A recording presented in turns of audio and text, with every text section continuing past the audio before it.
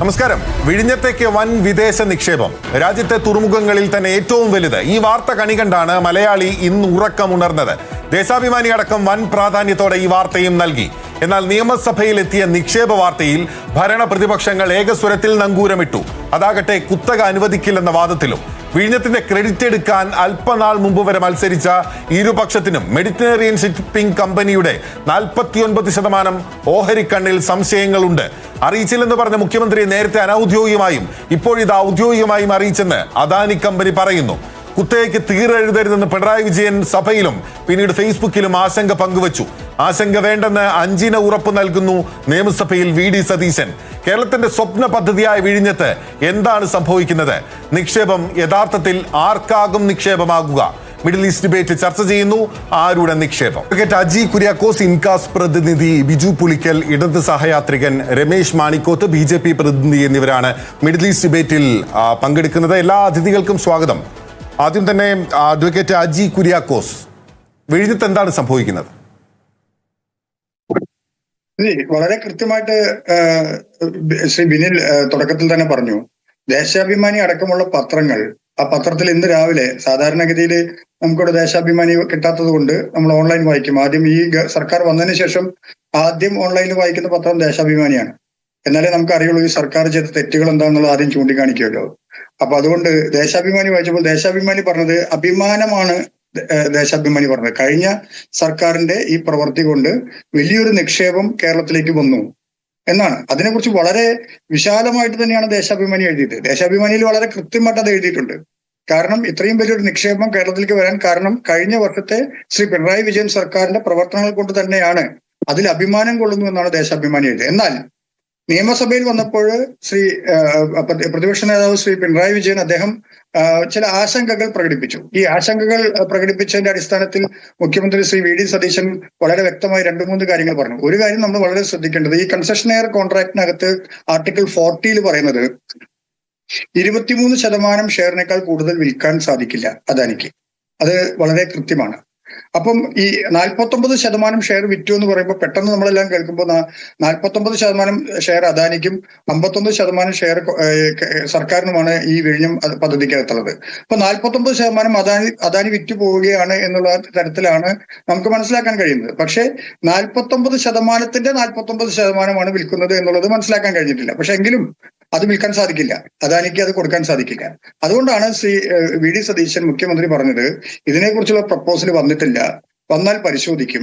ഈ വാർത്ത വരുന്നുണ്ട്, എവിടുന്നാണ് വാർത്ത വരുന്നത് എന്നുള്ള അറിയില്ല. അങ്ങനെ വന്നു കഴിഞ്ഞു പിന്നെ അത് വിൽക്കാൻ പാടില്ല എന്നുള്ളൊരു നിയമമൊന്നുമില്ല. കാരണം ഒരു പ്ലെയർക്ക് മാത്രമല്ല, MSC എന്ന് പറഞ്ഞു കഴിഞ്ഞാൽ മെഡിറ്ററേനിയൻ ഷിപ്പിംഗ് കോർപ്പറേഷൻ ലോകത്തെ ഏറ്റവും വലിയ കാർഗോ ഷിപ്പിംഗ് കമ്പനിയാണ്. അവർക്ക് റോഡ് ട്രാൻസ്പോർട്ട് ഉണ്ട്, എയർ കാർഗോ ഉണ്ട്, റെയിൽ കാർഗോ ഉണ്ട്, അതുപോലെ തന്നെ ഷിപ്പിംഗ് കാർഗോ ഉണ്ട്. 1000-ലേറെ കാർഗോ ഷിപ്പുകൾ നമുക്കറിയാം. മെഡിറ്ററേനിയൻ ഷിപ്പിംഗ് കമ്പനിയുടെ കപ്പലാണ് കൊച്ചിയിൽ വിഴിഞ്ഞത്ത് മുങ്ങിപ്പോയതും അതിന് കണ്ടെയ്നർ പോയതും കുറെ ഷിപ്പുകൾ അവരിവിടെ തടഞ്ഞു വെച്ചിട്ടുള്ളതും അറസ്റ്റ് ചെയ്തപ്പെട്ടുള്ളതും. അപ്പോൾ അങ്ങനെയുള്ള ഒരു കമ്പനിയാണ് മെഡിറ്ററേനിയൻ ഷിപ്പിംഗ് കമ്പനി. അത് മാത്രമല്ല, ഈ വിഴിഞ്ഞം കടപ്പുറത്ത് ഇതുവരെ വന്നിട്ടുള്ള കപ്പലുകൾ മെഡിറ്ററേനിയൻ ഷിപ്പിംഗ് കമ്പനിയുടെ കപ്പലുകൾ മാത്രമേ വന്നിട്ടുള്ളൂ. അപ്പൊ ഇതൊക്കെ ഒരു പരിഭ്രാന്തി സൃഷ്ടിക്കുന്ന ഒരു വിഷയമാണ്. ഇല്ലാന്ന് നമ്മൾ പറയുന്നില്ല, അതിലൊരു വ്യക്തത വേണ്ടതാണ്. അപ്പൊ അത് മുഖ്യമന്ത്രി വളരെ ക്ലിയർ ആയിട്ട് പറഞ്ഞു. 5 പോയിന്റുകൾ ചൂണ്ടിക്കാണിച്ച് അദ്ദേഹം പറഞ്ഞല്ലോ. ഇതിനകത്ത് ഈ ഒരു പ്രപ്പോസൽ വന്നു കഴിഞ്ഞാൽ അത് കൃത്യമായി പഠിക്കും.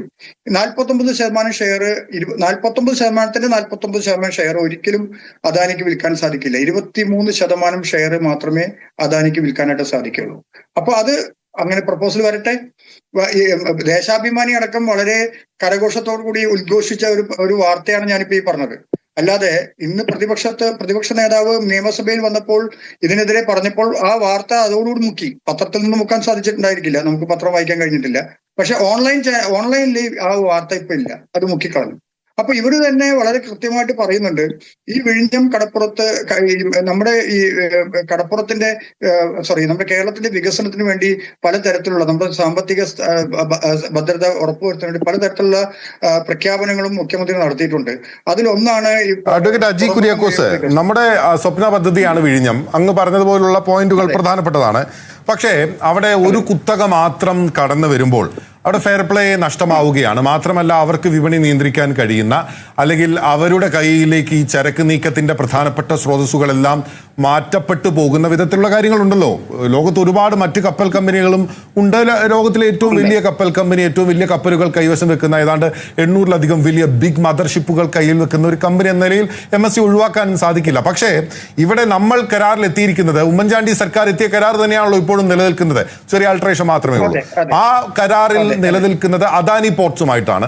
അപ്പോൾ അദാനി പോർട്സിനാണ് 49% ഷെയർ നിൽക്കുന്നത്. അപ്പോൾ ആ 49% ഷെയറിന്റെ 49 എത്രയോ ആകട്ടെ, അത് കൈകാര്യം ചെയ്യണമെങ്കിൽ ആദ്യം തന്നെ ഈ വിഴിഞ്ഞം തുറമുഖം എന്ന് പറയുന്ന സംസ്ഥാന സർക്കാരിന്റെ കയ്യിലുള്ള തുറമുഖത്തിന്റെ ഉടമസ്ഥർ എന്ന നിലയിൽ സംസ്ഥാന സർക്കാരുമായി കൂടിയാലോചന നടത്തണമല്ലോ. എങ്ങനെയാണ് അദാനിക്ക് ഈ വിധത്തിലുള്ള നീക്കങ്ങൾ സംസ്ഥാന സർക്കാരിനോട് ആലോചിക്കാതെ നടത്താനുള്ള വിൽ പവർ ലഭിക്കുന്നത്? അതാണ് ഇവിടുത്തെ ചോദ്യം. അത് വളരെ കൃത്യമായിട്ടുള്ള ഒരു ചോദ്യം തന്നെയാണ്. കാരണം ഈ കൺസെഷണൽ അഗ്രിമെന്റിന്റെ 20 ക്ലോസ് നമ്പർ 21 20 ക്ലോസ് .1 അതിനകത്ത് വളരെ വ്യക്തമായിട്ട് എഴുതിയിട്ടുണ്ട് 2024, 25, 26, 25, 26, 27, 28 വരെ പോട്ടെ, 28 3 വർഷമാണ് പറഞ്ഞിരിക്കുന്നത് കരാറിന്റെ കാലാവധി. അതിനെ തുടർന്ന് എല്ലാ കമ്പനികൾക്കും ബിഡ് ചെയ്യാം. വളരെ ശ്രദ്ധിക്കണം. നമുക്ക് 2000 മീറ്ററാണ് നമുക്ക് ഇതിനകത്ത് നമ്മുടെ പോർട്ടിന്റെ ഇപ്പോൾ അത്രയില്ല, ഇനി വരാൻ പോകുന്നു, അത്രയാണ് അതിന്റെ വിസ്തൃതി വരാൻ പോകുന്നത്. അപ്പോൾ ഇതിന് മെഡിറ്ററേനിയന് കൊടുത്താൽ തന്നെ മെർസക് അടക്കമുള്ള വമ്പൻ ഭീമന്മാർക്ക് ഇനിയും ബിഡ് ചെയ്യാം. അതിനുള്ള പ്രൊവിഷൻ അതിനകത്തുണ്ട്. അപ്പൊ ഇപ്പൊ MSC ബിഡ് ചെയ്തു. MSC ചർച്ച ചെയ്തു, ആരുമായിട്ട് അദാനിയുമായിട്ട് ചർച്ച ചെയ്തു, അത്രേ ഉള്ളൂ. ഒരു ചർച്ച നടന്നിട്ടില്ല, ചർച്ച ചെയ്തു. അപ്പോ നമ്മൾ പറഞ്ഞു ഇനി അടുത്ത കമ്പനികൾക്ക് ഈ 3 വർഷത്തേക്ക് മാത്രമേ അദാനിക്ക് ഈ പോർട്ടിന്റെ കുത്തകാവകാശമുള്ളൂ. അതിനുശേഷം അദാനി ആർക്ക് വേണമെങ്കിലും ഈ 49% ഷെയറിനകത്തേക്ക് ബിഡ് ചെയ്യാൻ സാധിക്കും. അങ്ങനെയാണ് ഈ കൺസെഷൻ എഗ്രിമെന്റ് വെച്ചിരിക്കുന്നത്. അത് നമ്മൾ പഠിക്കാത്തതുകൊണ്ട് മനസ്സിലാക്കുന്നതുകൊണ്ടായിരിക്കാം ചിലപ്പോൾ. അപ്പൊ അതുകൊണ്ട് ഇനി ഇതൊരു കുത്തകയായിട്ട് വരില്ല ഒരിക്കലും. മെർസക് അടക്കമുള്ള പല കമ്പനികളും. അല്ല, പക്ഷെ അപ്പോൾ അഡ്വക്കേറ്റ് അജി, എന്റെ ചോദ്യം വളരെ ലളിതമാണ്. ഇത് അദാനിക്ക് എങ്ങനെയാണ് ഇങ്ങനെ ഒരു നീക്കത്തിലേക്ക്, തീരുമാനത്തിലേക്ക് സംസ്ഥാന സർക്കാരിനെ അറിയിക്കാതെ കടന്നു ചെല്ലാൻ സാധിക്കുക? സംസ്ഥാന സർക്കാരിന്റെ പോർട്ടല്ലേ? ചർച്ച ചെയ്യാലോ ശ്രീ ബിനിൽ, ചർച്ച ചെയ്യാമല്ലോ. അദാനിയുടെ ഷെയർ ആണല്ലോ കൊടുക്കാൻ പോകുന്നത്. അദാനിക്ക് ആരുമായിട്ടും ചർച്ച ചെയ്യാം. ചർച്ച ചെയ്ത് അതൊരു എഗ്രിമെന്റിൽ എത്തണമെങ്കിൽ സർക്കാരിന്റെ കൺസെൻസസോട് കൂടി മാത്രമേ സാധിക്കുള്ളൂ. വളരെ വ്യക്തമായിട്ടൊന്ന് നിയമസഭയിൽ ശ്രീ VD സതീശൻ പറഞ്ഞതല്ലേ, മുഖ്യമന്ത്രി VD സതീശൻ വളരെ കൃത്യമായി പറഞ്ഞല്ലോ. അദാനി ആരുമായിട്ട് ചർച്ച ചെയ്തോട്ടെ, ആരുമായിട്ട് ചർച്ച ചെയ്താലും ഒരു വിഷയമില്ല. ഇതിനകത്ത് നമ്മൾ മനസ്സിലാക്കേണ്ടത് നമുക്ക് സ്വകാര്യ നിക്ഷേപം കേരളത്തിലേക്ക് കൊണ്ടുവരണം. അത് നിർബന്ധമാണ്. കാരണം കേരളത്തിന്റെ സാമ്പത്തിക ദയനീയമായ അവസ്ഥയിലാണ് കിടക്കുന്നത്. സ്വകാര്യ നിക്ഷേപം കൊണ്ടുവരാതെ കേരളത്തിൽ നടക്കില്ല. സർക്കാരിന് സ്വന്തമായിട്ട് നിക്ഷേപങ്ങളില്ല, സ്വന്തമായിട്ട് സർക്കാർ സാമ്പത്തികമായി ഭദ്രതയില്ല. അപ്പൊ അങ്ങനെയുള്ള സമയത്ത് സ്വകാര്യ നിക്ഷേപങ്ങൾ, സ്വകാര്യവൽക്കരണമല്ല, വളരെ ശ്രദ്ധിക്കണം, സ്വകാര്യ നിക്ഷേപങ്ങൾ കൊണ്ടുവരണം. 49%ന്റെ 49% അദാനി വിൽക്കാൻ ചർച്ച ചെയ്തു. ആ ചർച്ച ചെയ്ത് ശ്രീ മുഖ്യമന്ത്രി പറഞ്ഞല്ലോ, മുഖ്യമന്ത്രി വരെ പറഞ്ഞു, ഞാൻ പോലും അറിഞ്ഞിട്ടില്ല. ചർച്ച ചെയ്തിട്ടുണ്ടായിരിക്കാം. പക്ഷേ ചർച്ച ചെയ്ത ഒരു തീരുമാനത്തിലെത്തുമ്പോൾ അദാനി കേരള സർക്കാരിനെ കൃത്യമായി അറിയിച്ചിരിക്കണം. കേരള സർക്കാർ ചർച്ചയിലൂടെ തീരുമാനമെടുത്താൽ മാത്രമേ ഈ കൺസെഷൻ എയർ കോൺട്രാക്റ്റിൽ ചേഞ്ച് വരുത്താൻ പറ്റുള്ളൂ. അതുകൊണ്ട് ഞാൻ പറഞ്ഞത്, പഴയ പല പ്ലെയേഴ്സും ഇനി ഇതിലേക്ക് വരാം. അത് ഈ MSC മാത്രമല്ല, 3 വർഷം വരെയാണ് ഇതിനകത്തൊരു ലോക്കിംഗ് പീരീഡ്. ഈ ലോക്കിംഗ് പീരീഡിന് ശേഷം ബാക്കിയുള്ള കാലഘട്ടത്തിൽ ആർക്ക് വേണമെങ്കിൽ ഈ ഷെയർ വാങ്ങിക്കാം, വിൽക്കാം, ബിഡ് ചെയ്യാം. അതിനകത്തേക്ക് വരാൻ ഇനി 800 മീറ്ററോളം നമുക്ക് കിടക്കുകയാണ്. 2000 ഇപ്പൊ മൊത്തം ഉള്ളത്. 1200 മാത്രമേ ഇതുവരെ ഫിനിഷിംഗ് ആയിട്ടുള്ളൂ. ബാക്കി 800 മീറ്റർ വരെ നമുക്ക് കിടക്കുകയാണ്. അപ്പൊ ഇനി എത്രയോ കപ്പലുകൾക്ക് ഇനി അവിടെ വരാൻ സാധ്യതകളുണ്ട്. നമ്മൾ എന്തുകൊണ്ടാണ് ദേശാഭിമാനി പറഞ്ഞ വാർത്ത മാത്രം വായിച്ചാൽ മതിയല്ലോ, വളരെ കൃത്യമാണ്. ദേശാഭിമാനി പറയുന്നു വിദേശ നിക്ഷേപം കൊണ്ടുവന്നു, വ്യക്തമാണ്. ശ്രീ ബിജു പുളിക്കൽ, ദേശാഭിമാനി ഇതിനെ മുൻ സർക്കാരിന്റെ വലിയ നേട്ടമായി കണ്ടുകൊണ്ടാണ് വാർത്ത പങ്കുവച്ചത്. ഓൺലൈനിൽ നിന്ന് പിന്നീട് ആ വാർത്ത വലിയ വിമർശനങ്ങൾ ഉയർന്ന പശ്ചാത്തലത്തിൽ പിൻവലിക്കുകയും ചെയ്തു.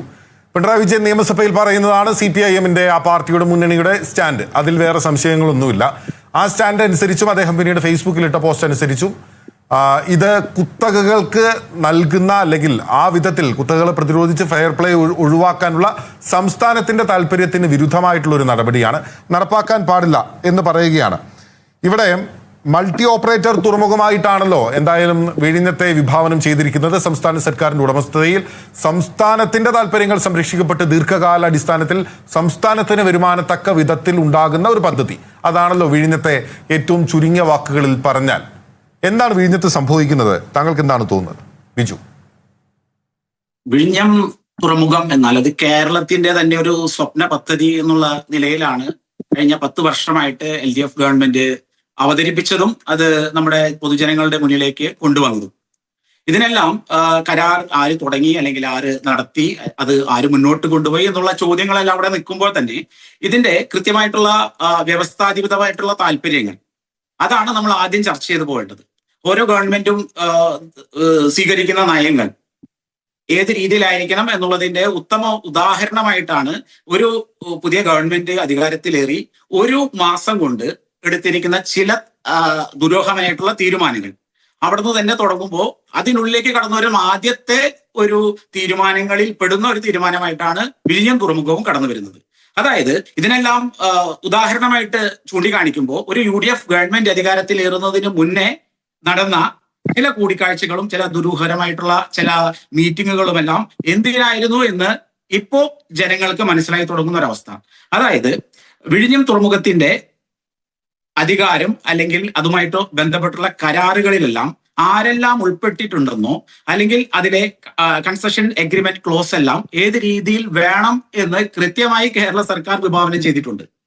അതിനെല്ലാം വിരുദ്ധമായി അദാനിയോ അദാനിയുമായി ബന്ധപ്പെട്ട് നിൽക്കുന്ന ആർക്കും വേണമെങ്കിലും അവർക്ക് താല്പര്യമുള്ള കക്ഷികളുമായിട്ട് ചേർന്നെല്ലാം ഇൻവെസ്റ്റ്മെന്റ് ആയി കൊണ്ടുവരാം. ഇതെല്ലാം സത്യസന്ധമായിട്ടുള്ള കാര്യങ്ങളാണ്. പക്ഷേ അതിലെ വ്യവസ്ഥകളെല്ലാം നിലനിൽക്കുന്നുണ്ടോ, അതെല്ലാം അറിഞ്ഞുകൊണ്ടാണോ കേരള ഗവൺമെന്റ് ഇതിന് കൂട്ടുനിൽക്കുന്നത് എന്നുള്ളൊരു ചോദ്യമാണ് ഇന്ന് ഉയർന്നു വന്നത്. അതിന് VD സതീശൻ സഭയിൽ നൽകിയ ഉത്തരം തങ്ങളെ രേഖാമൂലം ആരും അറിയിച്ചിട്ടില്ല എന്നുള്ളതാണ്. പക്ഷേ അതിന് വസ്തുതാവിരുദ്ധമായിട്ടുള്ള നിലപാടാണ് അദാനി ഗ്രൂപ്പ് എന്ന് കൈക്കൊണ്ടിട്ടുള്ളത്. ഞങ്ങൾ ലീഗലിയും അല്ലാത്ത രീതിയിലും ഒഫീഷ്യലും അൺഒഫീഷ്യലുമായിട്ട് കേരള സർക്കാരിനെ ഇത് അറിയിച്ചിട്ടുണ്ട്. അപ്പോ ഇതിൽ ആരുടെ ഭാഗമാണ് പൊതുജനം വിശ്വസിക്കേണ്ടത് എന്നുള്ള ഒരു ചോദ്യം കൂടി അവിടെ നിൽക്കുന്നുണ്ട്. ഇതിലെ ഓരോ ഘട്ടത്തിലേക്ക് കടക്കുമ്പോഴും ഇപ്പൊ സമുദ്ര മിഷൻ സഭയിൽ മുഖ്യമന്ത്രി പറഞ്ഞതിനെ വിലക്കെടുക്കുന്നു എന്നുള്ളതാണ് പ്രതിപക്ഷ നേതാവ് സഭയിലും പറഞ്ഞത്. ഫേസ്ബുക്ക് പോസ്റ്റിലും അദ്ദേഹം പറയുന്നത് ഇങ്ങനെയാണ്: സംസ്ഥാന സർക്കാരിന് മുൻകൂർ അനുമതിയില്ലാതെ ഇത്തരം ഓഹരി കൈമാറ്റം സാധ്യമല്ലെന്നും അങ്ങനെ ഒരു അപേക്ഷ സർക്കാരിന് മുന്നിൽ വന്നിട്ടില്ലെന്നും ഇന്ന് രാവിലെ മുഖ്യമന്ത്രി നിയമസഭയിൽ വ്യക്തത വരുത്തിയിട്ടുണ്ട് എന്നാണ് അദ്ദേഹം പറയുന്നത്. അപ്പൊ പ്രതിപക്ഷ നേതാവ് മുഖ്യമന്ത്രി വിശ്വസിക്കുന്നു അതിൽ ചേഞ്ച് ഇൻ ഓണർഷിപ്പ് എന്നുള്ള ഒരു ക്ലോസ് അവിടെ നിലനിൽക്കലെ തന്നെ ഇത്തരത്തിലുള്ള ഡിസ്കഷന് എന്ത് ധൈര്യത്തിലാണ് അദാനി മുതിരുന്നത്? ഇതിനു മുന്നേ ഇത്തരത്തിലുള്ള ഡിസ്കഷൻ നടത്തിയിട്ടില്ല. പെട്ടെന്ന് UDFന്റെ ഒരു ഗവൺമെന്റ് വരുന്നു, ഇത്തരത്തിലുള്ള ഡിസ്കഷനുകൾക്ക് അവർ മുന്നോട്ട് നീങ്ങുന്നു. അതും 25% ഷെയറിന് 13,000 കോടിയുടെ നിക്ഷേപം എന്ന് ദേശാഭിമാനി എഴുതിയതിനെ പ്രധാനപ്പെട്ട നമ്മുടെ ഇൻകാസിന്റെ പ്രതിനിധി വലിയ രീതിയിൽ പുകഴ്ത്തി പാടുന്നത് കണ്ടു. അതായത് ദേശാഭിമാനി പത്രത്തിന്റെ എല്ലാ രീതിയിലും സ്വീകരിക്കുന്ന രീതിയിൽ ദേശാഭിമാനി പത്രം വായിച്ചുകൊണ്ടാണ് തങ്ങളുടെ എല്ലാ UDFകാരുടെയും ദിവസം തുടങ്ങുന്നത് എന്നുള്ള രീതിയിലെല്ലാമാണ് അദ്ദേഹത്തിന്റെ ചർച്ചയുടെ ഒരു കാമ്പ് കൊണ്ടുവരുന്നത്. അതെല്ലാം സ്വീകരിക്കുന്നു. ദേശാഭിമാനി നിങ്ങൾ വായിക്കൂ, സത്യസന്ധമായിട്ടുള്ള വാർത്തകളെല്ലാം അതിൽ നിന്ന് നിങ്ങൾക്ക് കിട്ടുന്നുണ്ടെങ്കിൽ അതെല്ലാം ഞങ്ങൾ അംഗീകരിക്കുന്ന കാര്യമാണ്. പക്ഷേ അതിൽ മെൻഷൻ ചെയ്തിരിക്കുന്ന ചില കാര്യങ്ങളിൽ ചില വസ്തുതാവിരുദ്ധമായിട്ടുണ്ടെങ്കിൽ അത് ഇടതുപക്ഷമായാലും വലതുപക്ഷമായാലും ആരായാലും ചൂണ്ടിക്കാണിക്കുക തന്നെ ചെയ്യും. കേരള ഗവൺമെന്റിന്റെ ഭൂരിപക്ഷ താല്പര്യത്തോടെ നടക്കുന്ന ഒരു കരാർ, അതായത് 5370 കോടി കേരള ഗവൺമെന്റ് മുതൽ മുടക്കിക്കൊണ്ട് തുടങ്ങിയ ഒരു കരാറിലേക്ക് 2497 കോടിയുടെ എന്താ പറയാ ഇൻവെസ്റ്റ്മെന്റ് മാത്രമാണ് അദാനി കൊണ്ടുവന്നിട്ടുള്ളത്.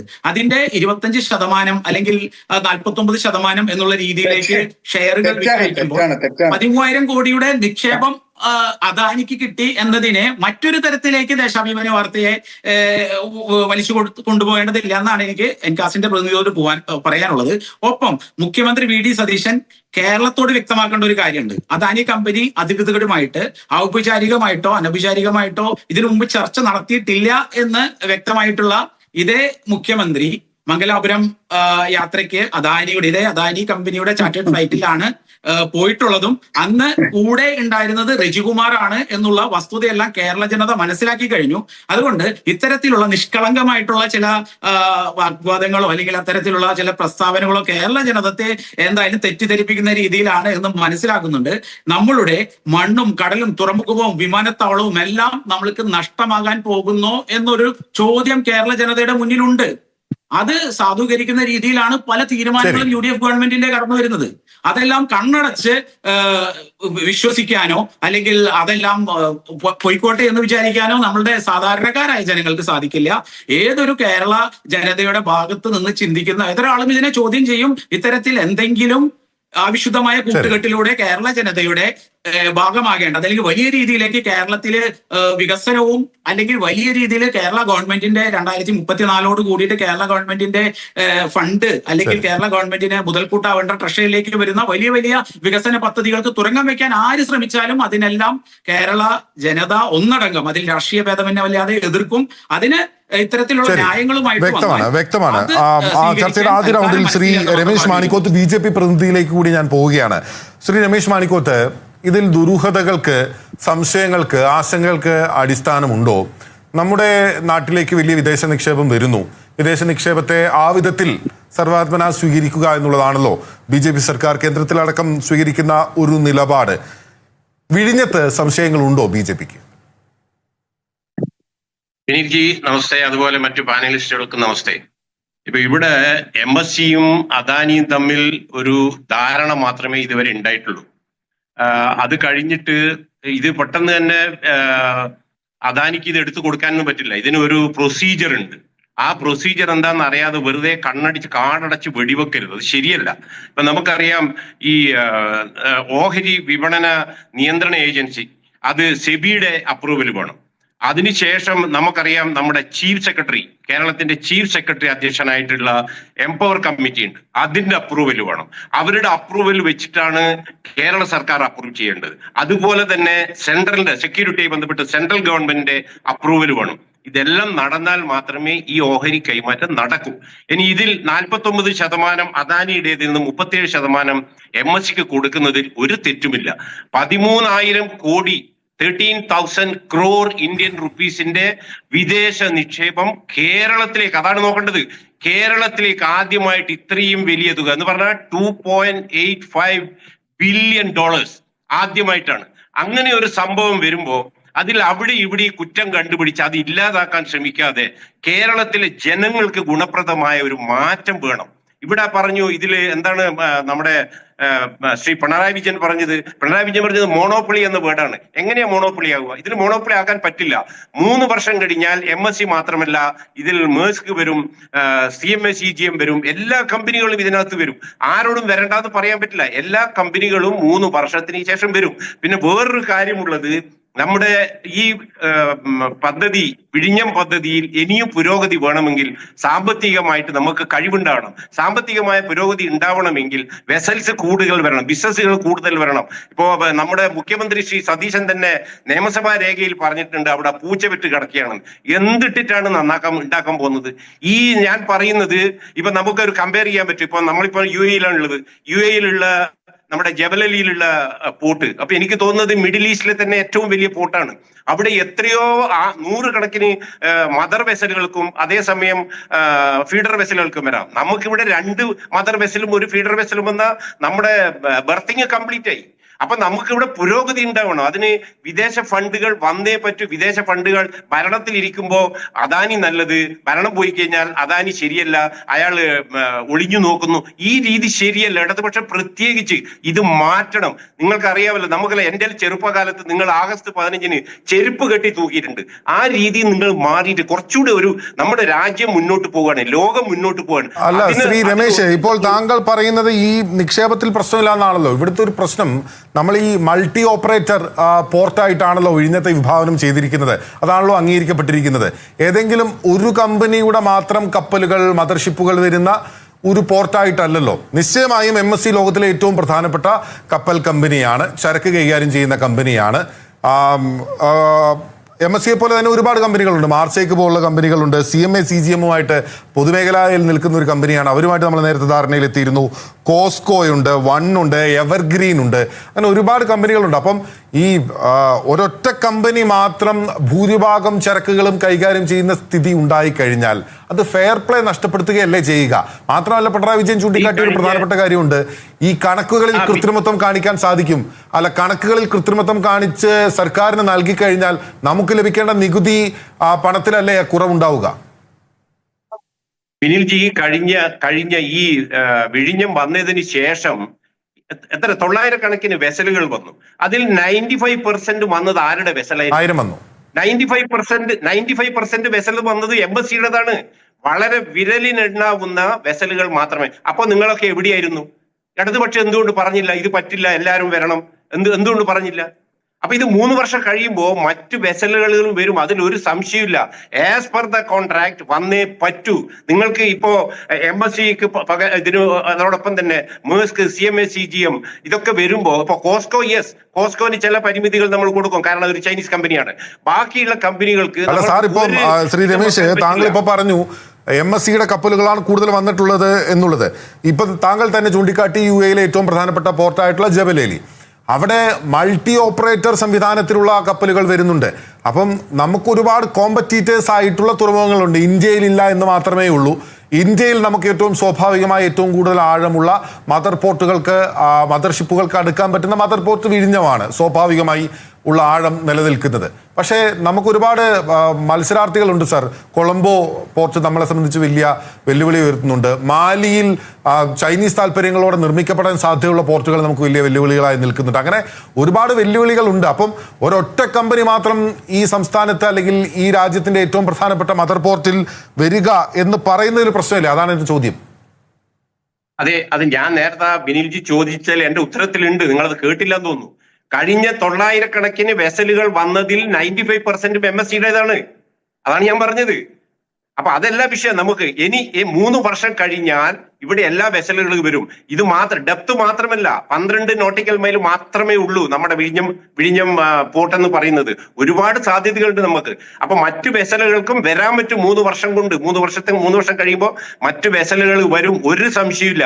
അതിന്റെ അവിടെയാണ് ഒരു പ്രശ്നം. അത് അദാനിയുടെ താല്പര്യമാണെങ്കിലോ, അതാണ്, അത് നമുക്കറിയില്ല. അദാനിയുടെ താല്പര്യമാണല്ലോ, അദാനി ബിസിനസ് കമ്പനിയാണല്ലോ, അവർ മറ്റൊരു കുത്തകയാണല്ലോ.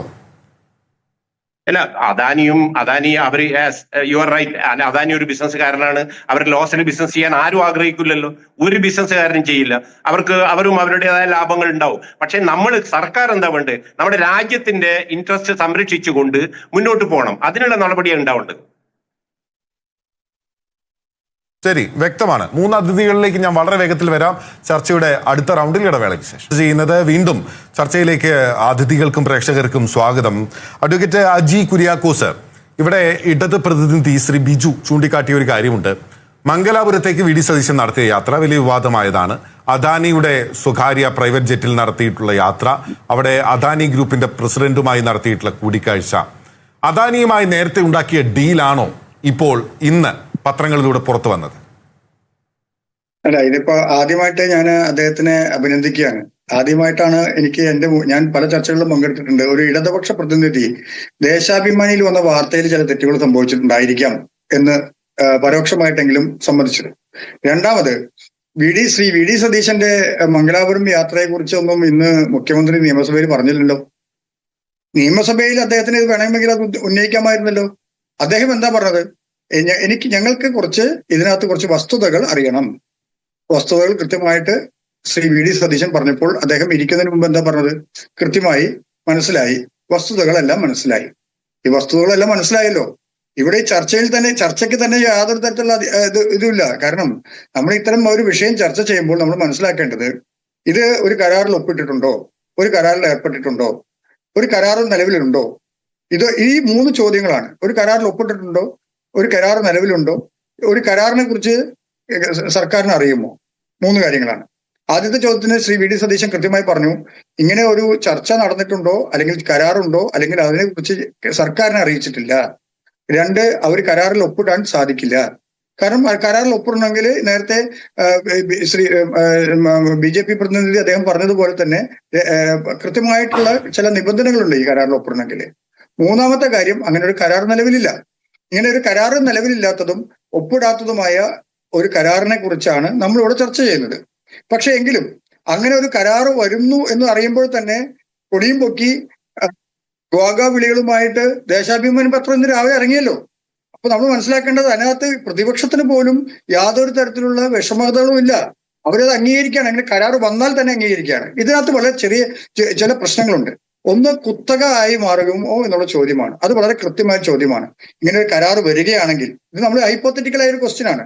ഇങ്ങനെ ഒരു കരാർ നിലവിൽ വന്നാൽ അത് കുത്തകയായി മാറുമോ എന്നുള്ളതാണ്. ഈ കരാർ വരാൻ തന്നെ കാരണം 3 വർഷം കാത്തിരുന്നുകൊണ്ട് MSC കമ്പനി ഇത്തരത്തിലുള്ള ഒരു ചർച്ച നടത്തിയിട്ടുണ്ടായിരിക്കാം.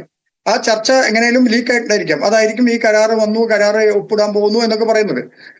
ഇത് നേരത്തെ താങ്കൾ സൂചിപ്പിച്ചതുപോലെ തന്നെ ഈ ഒരു MSC കമ്പനി മാത്രമല്ല, മെർസക് പോലെയുള്ള പല കമ്പനികൾക്ക് ഇതിനകത്തേക്ക് വരാം. കാരണം ഇതൊരു കുത്തകയായിട്ട് മാറാൻ സാധ്യതയില്ല, ഒരിക്കലും മാറില്ല. കാരണം വിഴിഞ്ഞം എന്ന് പറയുന്ന ഈ മദർ പോർട്ട്, അതിനകത്തേക്ക് അത് യൂസ് ചെയ്യാനായിട്ട് ശ്രീലങ്ക, മാലി, ബംഗ്ലാദേശ് തുടങ്ങിയ സ്ഥലങ്ങളിലേക്ക് ഇത് യൂസ് ചെയ്യാനായിട്ട്, ഈ മദർ പോർട്ട് യൂസ് ചെയ്യാനായിട്ട് പല കമ്പനികളും ഇനി വരും. കാരണം നമുക്ക് മാരിടൈം ഇതിലൂടെ കണ്ടമാനം ഇൻവെസ്റ്റ്മെന്റ് വരേണ്ടതാണ്. അപ്പൊ അതുകൊണ്ട് നമ്മൾ അതിനെ എതിർക്കേണ്ട കാര്യമില്ല. നമ്മൾ എതിർക്കേണ്ടത് എന്തിനാണ്? ഇത് കുത്തകയായി മാറുമോ, അതല്ലെങ്കിൽ ഇത് സർക്കാർ വിരുദ്ധമായിട്ടുള്ള ഒരു പ്രവൃത്തിയാണോ നടക്കുന്നത്? അത്തരം കാര്യങ്ങൾ നമ്മൾ ഉണ്ടാവുകയാണെങ്കിലാണ് എതിർക്കേണ്ടത്. നമ്മൾ ജനിക്കാൻ പോകുന്ന ഒരു കുഞ്ഞിനെ ജനിക്കാൻ പോകുന്ന കുഞ്ഞിന്റെ ജാതകം, അവിടെ ഒരു പ്രശ്നം, അവിടെ ഇന്ന് ഇപ്പൊ പിണറായി വിജയന്റെ ഫേസ്ബുക്ക് പോസ്റ്റിൽ അദ്ദേഹം ചൂണ്ടിക്കാട്ടുന്ന പ്രശ്നങ്ങളിൽ ഒന്ന് കണക്കുകളിൽ കൃത്രിമത്വം നടത്താം. കാരണം പ്രധാനപ്പെട്ട ഓപ്പറേറ്ററായി ഒരു കപ്പൽ കമ്പനി തന്നെ ഇങ്ങനെ വരുമ്പോൾ, അത് MSC പോലൊരു കമ്പനി വരുമ്പോൾ, മറ്റ് ഫെയർ പ്ലേ നടക്കേണ്ട ഇടങ്ങളിലുള്ള കപ്പൽ കമ്പനികളുടെ അടക്കം കണക്കുകളിൽ കൃത്രിമത്വം നടത്താം. കാരണം കൊണ്ടുവരുന്ന ചരക്കും ഈ പറയുന്നത് പോലെ അത് കൈകാര്യം ചെയ്യുന്നതും എല്ലാം ഒരു കമ്പനി ആകുമ്പോൾ അത് അവർ ബഹുഭൂരിഭാഗവും കൈകാര്യം ചെയ്യുമ്പോൾ ഉള്ള ഒരു പ്രശ്നം എന്ന് പറഞ്ഞു കഴിഞ്ഞാൽ, നമുക്ക് ലഭിക്കേണ്ട നികുതിയിൽ ഉൾപ്പെടെ നമ്മുടെ നാട്ടിൽ ഇറക്കി വെക്കുന്ന, നമ്മുടെ പോർട്ടിൽ ഇറക്കി വെക്കുന്ന ഓരോ കണ്ടെയ്നറിനും നമുക്ക് നികുതി കിട്ടണം. അപ്പോൾ ആ നികുതിയിൽ ഉൾപ്പെടെ കുറവ് വരാനുള്ള സാധ്യത ഉണ്ടാകില്ലേ എന്ന ആശങ്കയാണ് പ്രതിപക്ഷം ചോദിക്കുന്നത്. അത് അടിസ്ഥാനമല്ലേ? ഒരിക്കലുമില്ല. അതായത് ഏത് കണ്ടെയ്നറിനും നമുക്ക് നികുതി കിട്ടും. അപ്പൊ ഞാൻ ഈ ചോദ്യത്തിന് മുമ്പ് ഒരു കാര്യം കൂടി പറയാം. അതായത് പ്രതിപക്ഷ നേതാവ്, അദ്ദേഹം ഫേസ്ബുക്കിലെ പ്രതിപക്ഷ നേതാവല്ല, അദ്ദേഹം നിയമസഭയിലെ, കേരള നിയമസഭയുടെ പ്രതിപക്ഷ നേതാവാണ്. അദ്ദേഹത്തിന് ഈ ചോദ്യം നിയമസഭയിൽ ഉന്നയിക്കാമായിരുന്നല്ലോ, അതിന് ഉത്തരം കൃത്യമായി കിട്ടുമായിരുന്നല്ലോ. ഞാനല്ലല്ലോ ഇതിന് കൃത്യമായ ഉത്തരം പറയേണ്ടത് ശ്രീ VD സതീശനായിരുന്നല്ലോ. അദ്ദേഹം കൃത്യമായി ഇദ്ദേഹത്തിന്റെ ചോദ്യങ്ങൾക്ക്, പ്രതിപക്ഷ നേതാവിന്റെ ചോദ്യങ്ങൾക്ക് കൃത്യമായി ഉത്തരം കൊടുത്തിട്ടുണ്ട്. ഇനിയിപ്പോ ഇത്തരം സാങ്കേതികമായ ഒരു ചോദ്യം നമ്മൾ അംഗീകരിക്കാമെന്ന് വിചാരിക്കുക, എങ്ങനെയാണ് ഈ പറയുന്ന ചോദ്യത്തിലേക്ക് ഈ ആശങ്ക എങ്ങനെയാണ് നിലവിൽ വരുന്നത്? ഏതൊരു ഷിപ്മെന്റിനും, ഏതൊരു മദർഷിപ്പ് പോർട്ടിൽ വന്ന് ലാൻഡ് ചെയ്താലും അതിനകത്തുള്ള ഷിപ്മെന്റിനെല്ലാം നമുക്ക് കേരള ഗവൺമെന്റും അതുപോലെ തന്നെ അദാനിയും ഇതിന് പോർട്ടിന്റെ ഒരു അതോറിറ്റി ഉണ്ടല്ലോ. ഈ അതോറിറ്റിയുടെ കൂടെ അല്ലാതെ ഇത് വരില്ലല്ലോ. ഇത് ഇവർക്ക് ഒറ്റയ്ക്ക് ഒരു ഷിപ്പ് കൊണ്ട് ഇറക്കാൻ പറ്റില്ലല്ലോ. ഒരു ഷിപ്പിൽ ഒരു സാധനം കൊണ്ട് ഇറക്കി വെക്കാൻ പറ്റുമോ? എന്തുകൊണ്ടാണ് അടിസ്ഥാനരഹിതമായ ചോദ്യങ്ങളാണ് ചോദിക്കുന്നത്? ഇതിപ്പോ നമ്മൾ പറയുന്ന ഇലയിൽ ചവിട്ടി വഴക്കുണ്ടാക്കുക എന്ന് പറഞ്ഞ ഒരു സ്വഭാവമാണ് ഇപ്പൊ കാണുന്നത്. ഇല്ലാത്തൊരു സംഭവം, നടക്കാത്തൊരു സംഭവം ആദ്യം ചർച്ച ചെയ്യുന്നു. അത് ഓക്കെ, നമ്മൾ സമ്മതിച്ചു. അങ്ങനെ ചർച്ച ചെയ്തിട്ടുണ്ട്, ആ വിഷയം പുറത്തു വന്നു. ദേശാഭിമാനി അടക്കമുള്ള പത്രം അത് റിപ്പോർട്ട് ചെയ്തു, വളരെ വിശാലമായിട്ട് റിപ്പോർട്ട് ചെയ്തു. അപ്പൊ ഞാൻ ചോദിക്കുന്ന ചോദ്യം, ഇങ്ങനെ ഇത്തരം കാര്യങ്ങൾ കൺട്രോൾ ചെയ്യാനാണല്ലോ പോർട്ട് അതോറിറ്റി ഉള്ളത്. പോർട്ട് അതോറിറ്റി ഇതെല്ലാം കൺട്രോൾ ചെയ്തുകൊണ്ട് സർക്കാരിന്റെ താല്പര്യങ്ങൾ സംരക്ഷിച്ചുകൊണ്ട് തന്നെയാണ് മുന്നോട്ട് പോവുകയുള്ളൂ. ഇവിടെ ഒരു കുത്തകയും ഇല്ല. നേരത്തെ ശ്രീ രമേശ് ജി പറഞ്ഞതുപോലെ ഈ കരാർ വരുന്നതിന് മുമ്പ് തന്നെ, കരാറൊന്നല്ല, ഈ ചർച്ച നടക്കുന്നതിന് മുമ്പ് തന്നെ MSC കമ്പനിയാണല്ലോ ഒരു കുത്തക. പലപ്പോഴും ചോദിക്കും, ശ്രീ വിഴിഞ്ഞം കടപ്പുറത്തിന്റെ, വിഴിഞ്ഞം പോർട്ടിന്റെ ഉപജ്ഞാതാക്കൾ എന്ന് ഉദ്ദേശിക്കുന്ന ഏലിയാസ് ജോൺ, താങ്കളുടെ ചർച്ചയിൽ തന്നെ, ബിഗ് ടിവിയുടെ ചർച്ചയിൽ തന്നെ വന്നിരുന്ന അദ്ദേഹം പറഞ്ഞു, ഇത് വന്നുള്ള 100%, 99 അല്ല 100% കപ്പലുകൾ MSCയുടേതായിരുന്നു. അന്നൊന്നും ആർക്കും ഒരു ചർച്ച ഉണ്ടായിരുന്നില്ലല്ലോ, അന്നൊന്നും ആർക്കും ഒരു വിഷയം ഉണ്ടായിരുന്നില്ലല്ലോ. ശരി, വ്യക്തമാണ്. ശ്രീ ബിജുവിലേക്ക് വരുന്നതിന് മുൻപ് ശ്രീ രമേശ് ഒന്ന് കൈ ഉയർത്തിയിരുന്നു. രമേശ് പറയാം.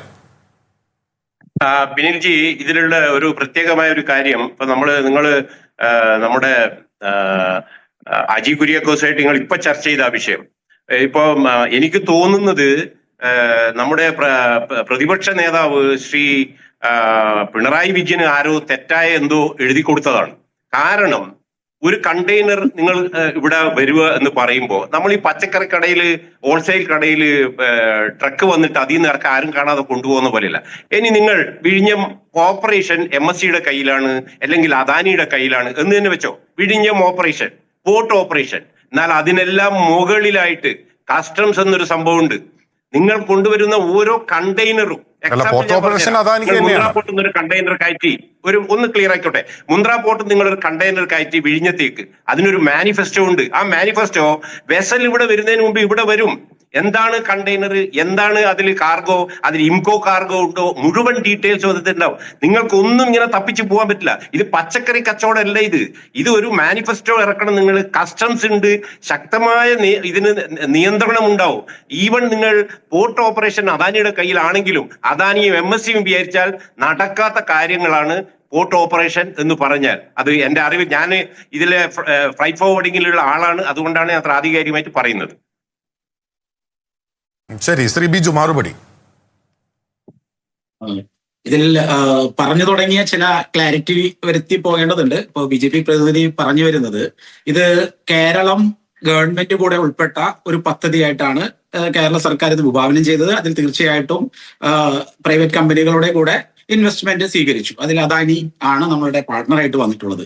ഇത് കേരള പോർട്ടിന്റെ ഇപ്പോഴത്തെ ഒരു രീതി. ഇതിന് പകരം മറ്റു പോർട്ടുകൾ സ്വന്തമായി ഓപ്പറേറ്റ് ചെയ്യുന്ന അദാനി തന്നെ ഇതേ അദാനി പോർട്ടിന്റെ ഇതേ കസ്റ്റംസും ഇതുപോലുള്ള എല്ലാ സംവിധാനങ്ങളും നിലനിൽക്കുന്ന പോർട്ടുകളിലൂടെയാണ് ഏറ്റവും കൂടുതൽ അനധികൃത സാധനങ്ങൾ വരുന്നത്. അത് നമ്മുടെ മയക്കുമരുന്ന് ഉൾപ്പെടെയുള്ളത് എന്ന് ഗുജറാത്ത് പോർട്ടിനെ എല്ലാം ഉദാഹരിച്ചുകൊണ്ട് നമുക്ക് പറഞ്ഞു പോകാൻ പറ്റും. അത് ഒരു വലിയ സംഗതിയല്ല എന്ന് അദ്ദേഹത്തെ ഓർമ്മിപ്പിച്ചുകൊണ്ട് നമ്മൾ അല്ലെങ്കിൽ ഇടതുപക്ഷം വിഴിഞ്ഞം തുറമുഖത്തെ ഒരു ലോകോത്തര നിലവാരത്തിലുള്ള മൾട്ടി ഓപ്പറേറ്റർ തുറമുഖമാക്കിയിട്ട് കൊണ്ടുപോകാൻ ശ്രമിച്ച കാര്യമാണ്.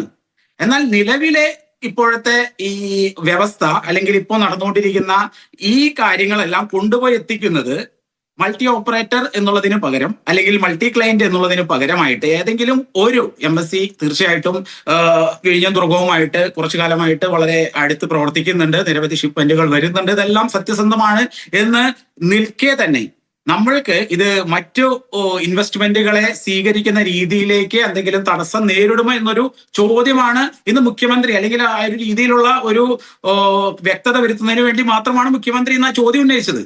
അല്ലാതെ ഇതിൽ അഴിമതി എന്നുള്ളൊരു വാക്ക് എവിടെയും ഉപയോഗിച്ചിട്ടില്ല എന്ന് ആദ്യം നമ്മൾ ക്ലാരിറ്റി വരുത്തുന്നു. പക്ഷേ ഇതിൽ ദുരൂഹതയുണ്ട്, ദുരൂഹതകൾ ഒരുപാടുണ്ട്. അതിന് കാരണം നമ്മുടെ മുഖ്യമന്ത്രിയുടെ വിചിത്രപരമായിട്ടുള്ള ചില നിലപാടുകളാണ്. നമ്മളുടെ കോൺകോറും അല്ലെങ്കിൽ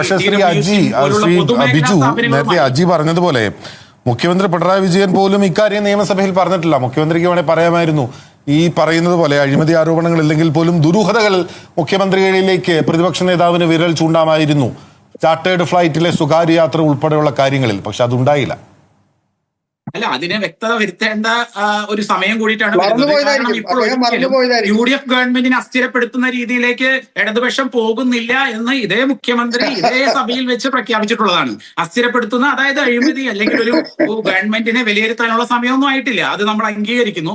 എങ്കിലും ഇത്തരത്തിലുള്ള കാര്യങ്ങൾ ഞങ്ങൾ സഭയിൽ കൂടെ അറിയിച്ചു പോകുന്നുണ്ട്. ഇതെല്ലാം ഭാവിയിൽ എങ്ങനെ തിരിച്ചടി UDFന് നേരിടും എന്നുള്ളതിന്റെ ഒരു ഉദാഹരണമായിട്ട് മാത്രമാണ് മുഖ്യമന്ത്രി ഇതെല്ലാം പോയിന്റ് ഔട്ട് ചെയ്ത് പോകുന്നത്. നമ്മളെ സംബന്ധിച്ച് പൊതുമേഖലാ സ്ഥാപനങ്ങളായിട്ടുള്ള കോൺകോറും DWC എല്ലാം 5000 കോടി രൂപയുടെ ധാരണാപത്രം കേരള ഗവൺമെന്റുമായിട്ട് ഒപ്പിട്ട് വെച്ചിട്ടുണ്ട്. ഇതിനെല്ലാം ഇത്തരത്തിൽ CNC പോലുള്ള MSC പോലുള്ള ഇത് കടന്നു വരുമ്പോൾ ഇത്തരക്കാരുടെ ഇൻവെസ്റ്റ്മെന്റിനെ ഏത് രീതിയിൽ ബാധിക്കും എന്നുള്ള ഒരു ചോദ്യമാണ് മുഖ്യമന്ത്രി ഇന്ന് ആദ്യമായിട്ട് ഉത്കണ്ഠയോടുകൂടി അവതരിപ്പിച്ചത്. അതിന് സ്വഭാവം അല്ലെങ്കിൽ കടത്തിവിട്ടിട്ടില്ല. നമ്മളെ സംബന്ധിച്ച് നമ്മുടെ നാട്ടിലെ കയറ്റുമതിക്കാർക്ക് ആ കമ്പനിയുടെ കപ്പലുകളും അവർ നിശ്ചയിക്കുന്ന നിരക്കുകളും മാത്രം ആശ്രയിക്കേണ്ട ഗതികേട് ഉണ്ടാകുമോ എന്നൊരു ചോദ്യം അവിടെ നിലക്കുന്നുണ്ട്.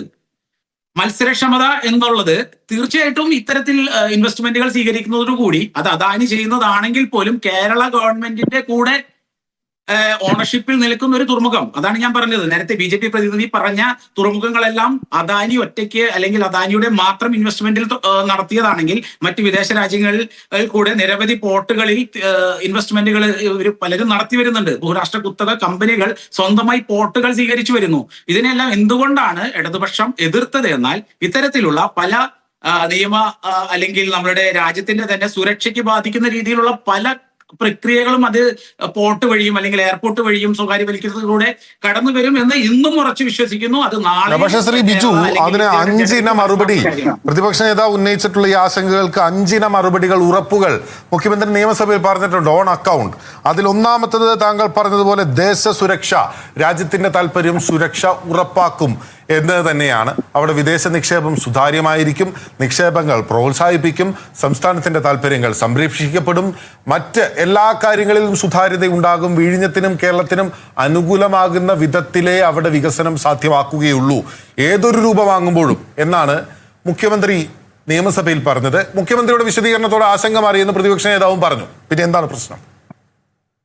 അല്ല, ഇതില് ഒന്നാമത്തെ തന്നെ കാര്യത്തിൽ അദ്ദേഹം നാളെ വ്യക്തത വരുത്തേണ്ടതുണ്ട്. നമ്മുടെ മുഖ്യമന്ത്രി ആദ്യമായി പറഞ്ഞ കാര്യം അദാനി ഗ്രൂപ്പുമായിട്ട് അല്ലെങ്കിൽ അദാനി ഗ്രൂപ്പ് തങ്ങളെ രേഖാമൂലമോ അല്ലെങ്കിൽ വേറെ ഏതെങ്കിലും രീതിയിലോ ഞങ്ങളെ അറിയിച്ചിട്ടില്ല എന്നാണ്. പക്ഷെ അദാനി ഗ്രൂപ്പിന്റെ പ്രതിനിധികൾ രേഖപ്പെടുത്തുന്നത് അങ്ങനെയല്ല, നിങ്ങൾ മുഖ്യമന്ത്രി അറിയിച്ചിട്ടുണ്ട്. അതുകൊണ്ട് വിശ്വാസ്യത എന്നുള്ളത്, മുഖ്യമന്ത്രിയുടെ വിശ്വാസ്യത എന്നുള്ളത് വലിയ ചോദ്യചിഹ്നമായിട്ട് നിൽക്കുകയാണ്. കാരണം യു-ടേണിന്റെ രാജകുമാരൻ എന്ന് നമ്മുടെ സോഷ്യൽ മീഡിയ അല്ലെങ്കിൽ നമ്മുടെ ഇന്നത്തെ കേരള ജനം ഒന്നടങ്കം വിളിക്കുന്ന ഒരു മുഖ്യമന്ത്രിയാണ് നമുക്കിപ്പോൾ ഉള്ളത്. കോൺഗ്രസ്സുകാർ പോലും അംഗീകരിക്കാത്ത രീതിയിലുള്ള പല പ്രഖ്യാപനങ്ങളും നടത്തുന്നു. അതിൽ നിന്നെല്ലാം പക്ഷെ സഭയിൽ പറയുന്ന കാര്യമാണ്, കൃത്യമായ ഉത്തരവാദിത്വം വേണം. സോഷ്യൽ മീഡിയയിൽ നിന്ന് പറയുന്നത് പോലെ നമ്മൾ എന്തിനേറെ നമ്മൾ ഈ ചർച്ചയിൽ ഇരുന്ന് പറയുന്നത് പോലെ പോലുമല്ല ഇവിടെ ഉത്തരവാദിത്വത്തോടെയാണ് നമ്മളെല്ലാവരും സംസാരിക്കുന്നത്. എങ്കിൽ പോലും നിയമസഭയിൽ പറയുന്ന അത്രത്തോളം പ്രധാനപ്പെട്ടതാണ്, ഓൺ റെക്കോർഡാണ്. നിയമസഭയെ തെറ്റിദ്ധരിപ്പിക്കുന്നത് അങ്ങേയറ്റം അംഗീകരിക്കാനാവാത്തതാണ്. ഇത് തീർച്ചയായിട്ടും നടന്നുകൊണ്ടിരിക്കുകയാണല്ലോ. ഇപ്പൊ കുറച്ചു കാലങ്ങളായിട്ട് നടക്കുന്ന രീതി അതാണ്. അതുകൊണ്ടാണല്ലോ യു-ടേൺ എടുത്തുകൊണ്ടിരിക്കേണ്ടത്.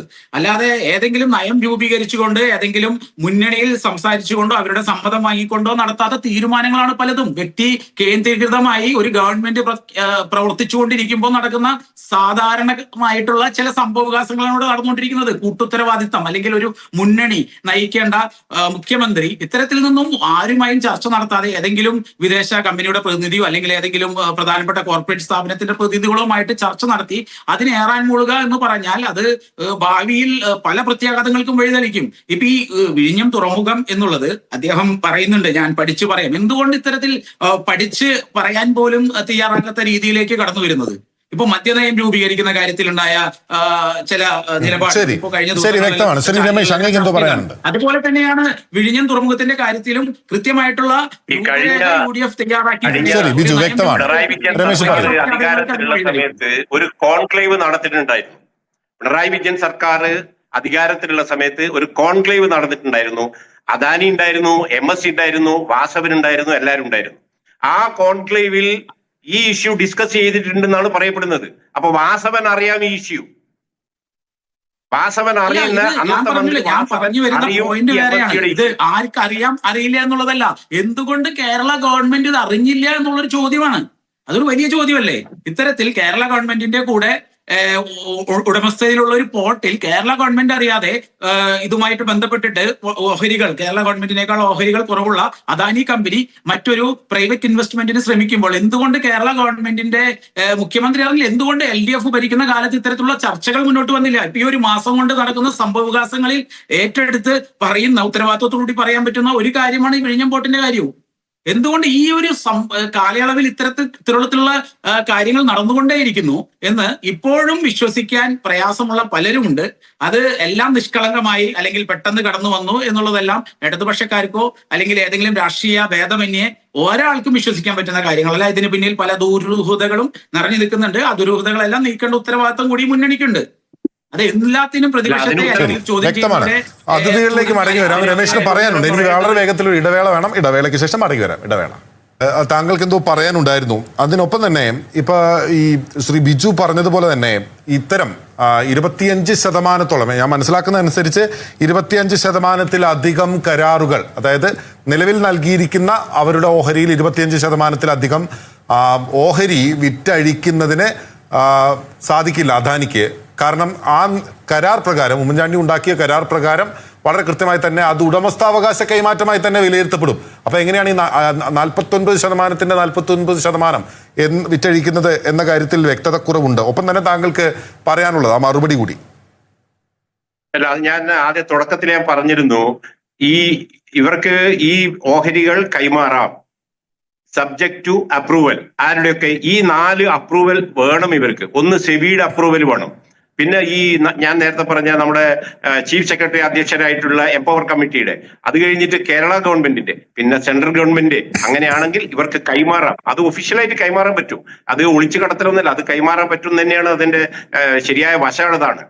പിന്നെ മറ്റൊരു കാര്യം ഞാൻ നേരത്തെ പറയാൻ പോയത്, നമ്മുടെ ഇടത് സഹയാത്രികൻ ശ്രീ ബിജു പുളിക്കൽ പറഞ്ഞിരുന്നു, ഈ നമ്മുടെ മുഖ്യമന്ത്രിയെ കുറിച്ചുള്ള കുറെ പരാതികൾ പറഞ്ഞിട്ടുണ്ടായിരുന്നു, മദ്യനയത്തും. ഞാൻ പറഞ്ഞത് അതിന് ഉത്തരം പറയേണ്ടത് നമ്മുടെ അജി കുര്യാക്കോസാണ്. കാരണം അത് അവരുടെ പേഴ്സണലാണ്, ഇന്ത്യ മുന്നണിയുടെ പേഴ്സണലാണ്, അവരാണ് ഉത്തരം പറയേണ്ടത് എന്നാണ് ഞാൻ നേരത്തെ പറഞ്ഞത്. ശരി, അഡ്വക്കേറ്റ് അജി കുര്യാക്കോസ്, താങ്കളുടെ അഭിഭാഷകൻ കൂടിയാണല്ലോ. ഇപ്പം നമ്മൾ ഈ കരാർ പ്രകാരം, താങ്കളോട് ഞാൻ ആ ചോദ്യം ആവർത്തിക്കുകയാണ്, കരാർ പ്രകാരം 25% മുകളിലുള്ള ഓഹരി കൈമാറ്റം ചേഞ്ച് ഇൻ ഓണർഷിപ്പ്, അതായത് ഉടമസ്ഥാവകാശ കൈമാറ്റമായിട്ട് തന്നെയായിരിക്കും വിലയിരുത്തപ്പെടുക എന്നുള്ളതാണ് ആ കരാറിലെ ഒരു ക്ലോസ്. താങ്കൾ അത് ശ്രദ്ധിച്ചിട്ടുണ്ടാകും. അപ്പോൾ ഈ സർക്കാരിന്റെ മുൻകൂർ അനുമതി വാങ്ങിയാലും ഈ സർക്കാരിന്റെ മുൻകൂർ അനുമതി വാങ്ങിയാലും എങ്ങനെ ഇത് കൈമാറാൻ സാധിക്കുക ഈ പറയുന്ന തരത്തിലുള്ള ഓഹരി? ഇല്ല, ശരി, അതിന് വളരെ വ്യക്തമല്ലേ. ഈ ഓഹരി കൈമാറ്റത്തിന് ഒരു നിശ്ചിതമായിട്ടുള്ള ഒരു ഫോമാറ്റ് ഉണ്ട്. അത് കൺസെഷനെയർ കോൺട്രാക്ടിനകത്ത് എന്തൊക്കെയാണ് ക്ലോസുകൾ ഉള്ളത്, ആ ക്ലോസിനനുസരിച്ച് മാത്രമേ ഓഹരി കൈമാറ്റം നടത്താൻ പറ്റുള്ളൂ. ഇവിടെ ഞാൻ തുടക്കത്തിലേ സൂചിപ്പിച്ചു, നമ്മൾ ചർച്ച ചെയ്യുമ്പോൾ തന്നെ ഞാൻ സൂചിപ്പിച്ചു, ജനിക്കാനിരിക്കുന്ന കുഞ്ഞിന് ജാതകം എഴുതുന്ന പോലെയാണിത്.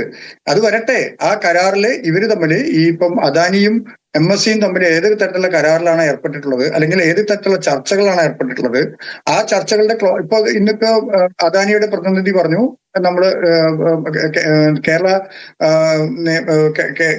ഗവൺമെന്റിന് ഇത്തരത്തിലുള്ള കത്തുകൾ കൊടുത്തിട്ടുണ്ട് എന്നുള്ളത് പറഞ്ഞു. അത് വരട്ടെ, വന്നതിന് ശേഷം അത് പഠിച്ചതിന് ശേഷം നമ്മൾ വളരെ കൃത്യമായിട്ട്, ഇന്ന് നിയമസഭയിൽ പറഞ്ഞാൽ എന്താണ് ഒരു വ്യക്തത കുറവുള്ളത്? വളരെ കൃത്യമാണല്ലോ. അതല്ലേ പ്രതിപക്ഷ നേതാവ് ശ്രീ പിണറായി വിജയൻ ഓക്കെ ക്ലിയറായി, ആ പോയിന്റുകൾ ക്ലിയറായി എന്ന് പറഞ്ഞിട്ടാണല്ലോ അദ്ദേഹം ഇരുന്നത്. അപ്പൊ അതിൽ നിന്ന് തന്നെ നമുക്ക് വളരെ കൃത്യമല്ലേ.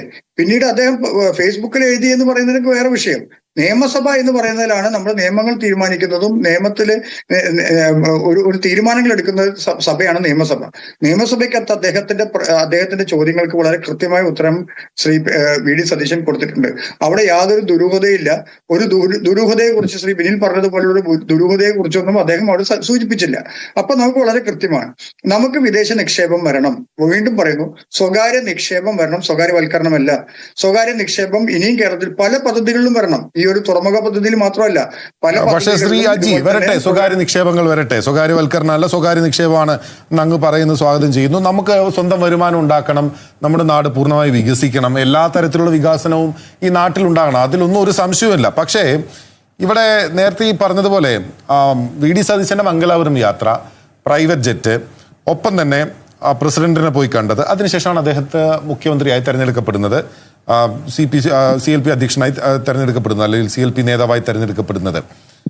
ഇവിടെ ഈ ബഡ്ജറ്റിൽ മുഖ്യമന്ത്രി ഏറ്റവും കൂടുതൽ സ്ട്രെസ് ചെയ്ത് പറഞ്ഞിരുന്നത് സമുദ്ര പദ്ധതിയാണ്.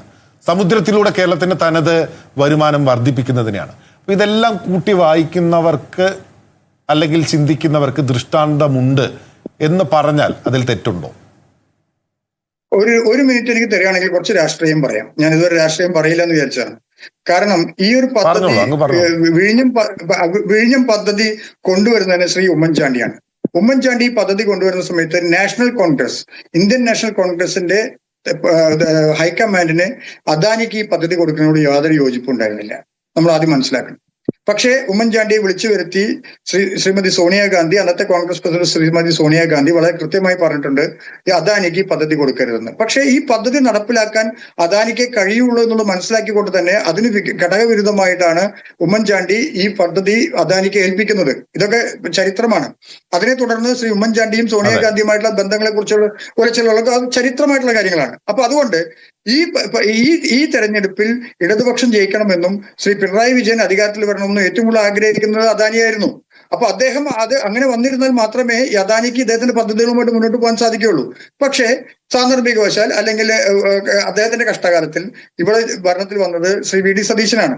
പക്ഷെ അദ്ദേഹം ദീർഘവീക്ഷണമുള്ള ഒരു നേതാവായതുകൊണ്ട് അദ്ദേഹത്തിന് ഈ തുറമുഖ പദ്ധതികളെ കുറിച്ച് വ്യക്തമായ ധാരണയുള്ളത് കൊണ്ടും അദ്ദേഹം ഇത്തരം ഫ്ലൈറ്റില് മംഗലാപുരം പോയത് പിണറായി വിജയനല്ല, VD സതീശനാണ്.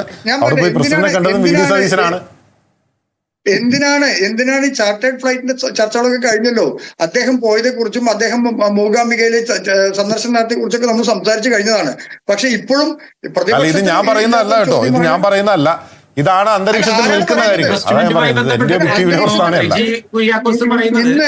കുര്യാക്കോസ് പറയുന്ന രീതിയിലാണെങ്കിൽ കേരള സർക്കാരിലേക്ക് ഇൻവെസ്റ്റ്മെന്റ് വന്ന പോലെയാണ്.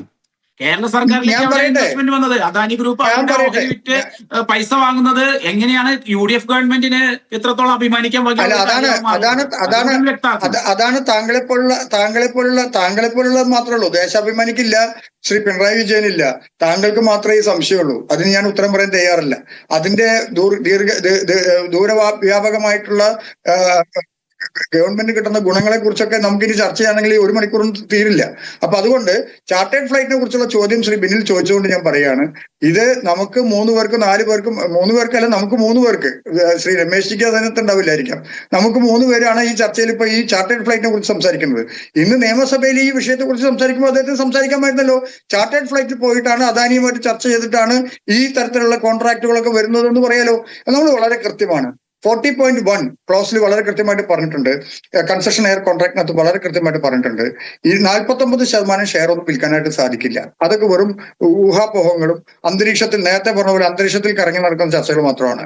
23% ഷെയറിനേക്കാൾ കൂടുതൽ അദാനിക്ക് വിൽക്കാനായിട്ട് സാധിക്കില്ല.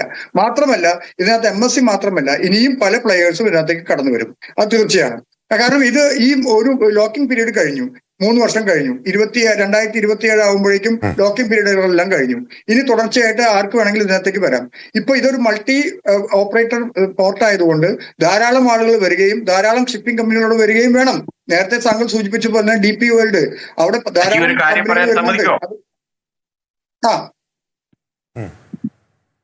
പറയൂ രമേശ്, പറയൂ. അജി രാഷ്ട്രീയം പറഞ്ഞതുകൊണ്ട് ശ്രീ അജിയോട് ഒരു ചോദ്യമാണ്. നമുക്കറിയാം, ശ്രീ രാഹുൽ ഗാന്ധി കഴിഞ്ഞ 4 വർഷക്കാലം അദ്ദേഹത്തിന്റെ എനർജിയും അദ്ദേഹത്തിന്റെ സമയവും ഏറ്റവും അധികം ചെലവഴിച്ചത് ഈ അദാനി വിഷയത്തിലാണ്. അദാനി നരേന്ദ്രമോദി എന്ന് പറഞ്ഞിട്ട്. അപ്പൊ ഈ വിഷയത്തിൽ രാഹുൽ ഗാന്ധിയുടെ നിലപാട് എന്താണ് ഈ വിഴിഞ്ഞം സംഭവത്തെ കുറിച്ച് എന്ന് അറിയാൻ ആഗ്രഹമുണ്ട്. ഈ പോർട്ട് ഓൾറെഡി കമ്മീഷൻ ചെയ്തൊരു പോർട്ടാണ്. അദാനിയും ഷെയർ ഹോൾഡറായിട്ട് നടക്കുന്ന ഒരു പോർട്ടാണ്. അപ്പൊ ആ വിഷയത്തിനകത്ത് ഒരു നിലവിലിരിക്കുന്ന സംവിധാനത്തിൽ ഒരിക്കലും അതിനകത്ത് എന്തെങ്കിലും അഴിമതി ഉണ്ടെങ്കിൽ ശ്രീ രാഹുൽ ഗാന്ധി കൃത്യമായിട്ട് പറയും. അഴിമതി ഇല്ലെങ്കിൽ പറയില്ല. അഴിമതിയുള്ള മറ്റു പല വിഷയങ്ങളും പറഞ്ഞിട്ട് പോലും താങ്കളുടെ പാർട്ടി അതിനെ അംഗീകരിച്ചിട്ടുമില്ല. അത് വീണ്ടും തുടർന്നുകൊണ്ട് പോകുന്നു. വിമാനത്തിൽ പ്രൈവറ്റ് ജെറ്റില് അദാനിയുടെ കൂടെ മുഖ്യമന്ത്രി പോയതിനെ കുറിച്ചൊന്നും നമ്മൾ കൂടെ സംസാരിക്കുന്നില്ല. അതൊക്കെ രാഷ്ട്രീയമാണ്. ആ രാഷ്ട്രീയം നമ്മൾ സംസാരിക്കുന്നില്ല. MSG ഞാനിപ്പോ പറഞ്ഞു വന്നത്, പോർട്ടിന്റെ വികസനം, കേരളത്തിന്റെ വികസനം, കേരളത്തിൽ സ്വകാര്യ നിക്ഷേപം കൊണ്ടുവരണം നിർബന്ധമാണ്. കേരളത്തില് പൂച്ച പറ്റി കിടക്കുന്ന ഖജനാവാണെന്ന് ധവളപത്രത്തിൽ കൃത്യമായിട്ട് പറഞ്ഞിട്ടുണ്ട്. കഴിഞ്ഞ വർഷത്തെ ധനകാര്യ വകുപ്പ് മന്ത്രി കഷ്ടിച്ച് ജയിച്ചു വന്ന ധനകാര്യ വകുപ്പ് മന്ത്രി നിയമസഭയിൽ വന്നിട്ട് അദ്ദേഹത്തിന് ഒന്നും പറയാനായിട്ട് സാധിച്ചിട്ടില്ല. അപ്പൊ നമ്മൾ മനസ്സിലാക്കേണ്ടത് കേരളത്തിന്റെ വികസനം നമുക്ക് വേണ്ടത്. നമ്മൾ എന്തിനാ പിന്നോട്ടടിക്കുന്നത്? ഒരടി മുന്നോട്ട് വെക്കുമ്പോൾ നമ്മൾ 2 അടി കൂടി മുന്നോട്ട് വെക്കാനുള്ള ശ്രമം നടത്തണം. നമ്മൾ പിന്നോട്ട് വലിക്കരുത്. കേരളം വികസിക്കണം. വ്യക്തമാണ് ശ്രീ അജി. എനിക്ക് സമയപരിമിതി ഉള്ളതുകൊണ്ടാണ് ഇടപെടുന്നത്. ശ്രീ ബിജു പുളിക്കൽ, അങ്ങേക്ക് 1 മിനിറ്റ്. ഇതിൽ എടുത്തു പറയേണ്ട ഒരു കാര്യം, ഈ പദ്ധതിയുമായിട്ട് മുന്നോട്ട് പോകുമ്പോൾ കേരള ജനതയ്ക്ക് വ്യക്തമാക്കേണ്ട ചില കാര്യങ്ങൾ കൂടെ UDF ഗവൺമെന്റ് ഉറപ്പുവരുത്തേണ്ടതുണ്ട്. ഒന്നാമത്തെ കാര്യം, 2035 മുതൽ കേരള സർക്കാരിന് ലഭിക്കേണ്ട വരുമാന വിഹിതത്തിൽ കൃത്യമായി കുറവ് വരുത്താൻ സാധിക്കുന്ന രീതിയിലുള്ള ചില നടപടികൾ നമ്മളുടെ VD സതീശൻ ഗവൺമെന്റിന്റെ ഭാഗത്തുനിന്ന് ഉണ്ടാകുന്നുണ്ടോ എന്ന ഒരു ദുരൂഹമായിട്ടുള്ള ഒരു ചോദ്യം ഇടതുപക്ഷത്തിനുണ്ട്. അത് ഭാവിയിൽ മറുപടി പറയേണ്ടി വരും. കാരണം 2035 നമ്മളുടെ സർക്കാരിലേക്ക് ഏറ്റവും കൂടുതൽ വരുമാനമായി മാറേണ്ട ഒരു പദ്ധതിയാണ് വിഴിഞ്ഞം പദ്ധതി എന്ന് ഇതിനു മുന്നേ നമ്മളുടെ മുൻ മുഖ്യമന്ത്രി പിണറായി വിജയൻ പലതവണ വ്യക്തമാക്കിയിട്ടുള്ളതാണ്. കേരളത്തിന്റെ തന്നെ വളർച്ചയ്ക്ക് ഏറ്റവും കൂടുതൽ ഭാഗമാകേണ്ട ഒരു പദ്ധതിക്ക് ഒരു തരത്തിലുള്ള തുരങ്കം വെക്കാൻ, പ്രത്യേകിച്ച് ഇതുപോലുള്ള കോർപ്പറേറ്റ് കമ്പനികളുമായി വ്യക്തമാണ്. ശ്രീ രമേശ്, അങ്ങേക്ക് വൈൻഡപ്പ് ചെയ്യാം 1 മിനിറ്റിൽ. ശരി, വ്യക്തമാണ് ബിജു. ഞാൻ ആദ്യമേ പറഞ്ഞിട്ടുണ്ടായിരുന്നു, ഭാരതീയ ജനതാ പാർട്ടിയുടെ നയം എന്ന് പറയുന്നത് വിദേശ നിക്ഷേപം വരിക, അല്ലെ പ്രൈവറ്റിലുള്ള ആൾക്കാർ നിക്ഷേപിക്കുക എന്നുള്ളതിന് ഞങ്ങൾ എവിടെ എതിർത്തിട്ടില്ല. അത് ഈ രാജ്യത്തിന്റെ വികസനത്തിന് ആവശ്യമാണ്. അത് ഞങ്ങൾ ആദ്യമേ സപ്പോർട്ട് ചെയ്തിട്ടുണ്ട്. അതിനെ ഞങ്ങൾ എവിടെയും എതിർത്തിട്ടില്ല. ശരി, വ്യക്തമാണ്. വളരെ നന്ദി. ചർച്ചയിൽ പങ്കെടുത്ത advocate Aji Kuriakose, Shri Biju Pulickal, Shri Ramesh Manikoth. Middle east debate ഇവിടെ പൂർണ്ണമാകുന്നു.